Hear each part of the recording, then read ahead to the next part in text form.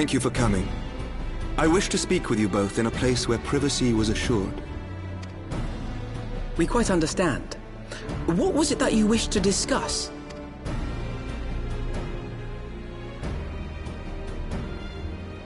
With my father's passing, the seat of the Archbishop lies vacant.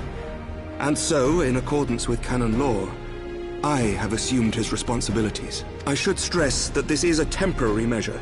It was never intended that the Lord Commander of the Temple Knights serve in this capacity indefinitely. Quite the opposite.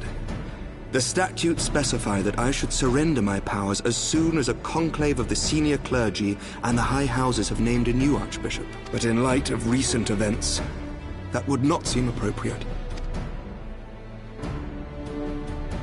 I confess I did not expect you to divulge quite so much quite so soon. The details of the Archbishop's plans, perhaps, but the true origin of the war and all it entails? I too had concerns. But when the Warrior of Light is witnessed returning to the capital upon the back of a dragon, one's options are rather limited.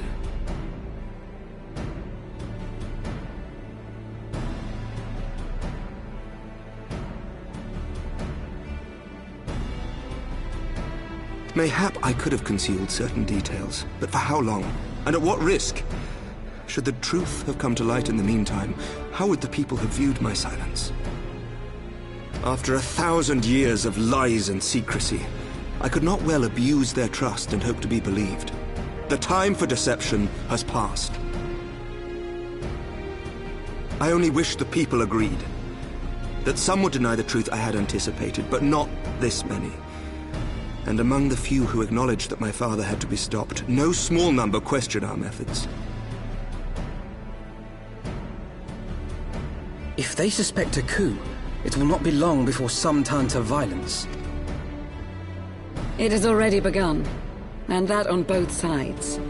Men and women of the cloth are being harassed in the streets. Hilda and her people have formed a watch to help us maintain order. But such measures will not prevent the unrest from spreading. For all our talk of peace, the people remain frightened and confused. And we should be glad to help you, Sir Emmerich. But what precisely would you have us do?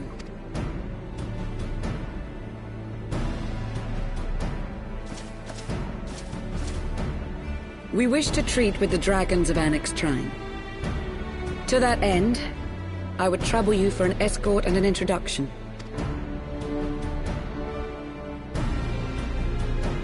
XII-3? You would speak with Vidofnir, then? We must needs open a dialogue between our peoples. Acting as my representative, Lucia will extend an invitation to their leader, that she might visit us here in Ishgard. Were she still with us, I would of course have beseeched Isel's assistance in this matter.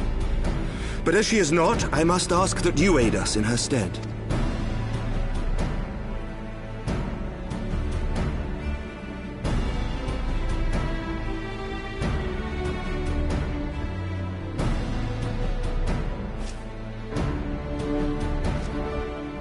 Thank you, my friends.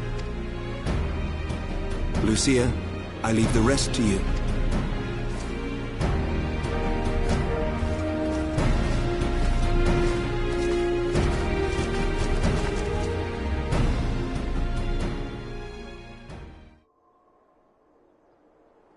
In the wake of the Archbishop's fall, the nation of Ishgard trembled, the faith of her people shaken to its very core.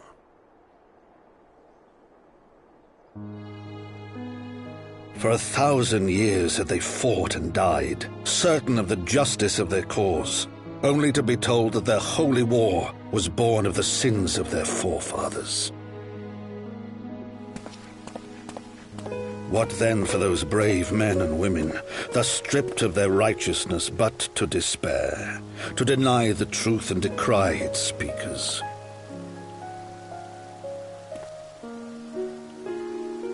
And what then for those whom they defamed but to hope on, to have faith in a brighter tomorrow?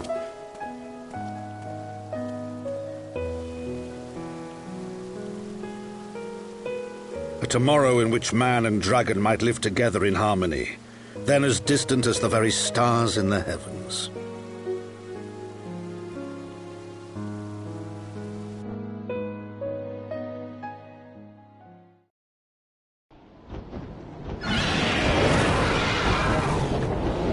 Yet while we dared to hope, deep within his lair the enemy lay, gathering his strength. Nidhogg, now possessed of his 2 eyes and the body of the Azure Dragoon, prizes to which he had laid claim at the very hour of the hero's triumph.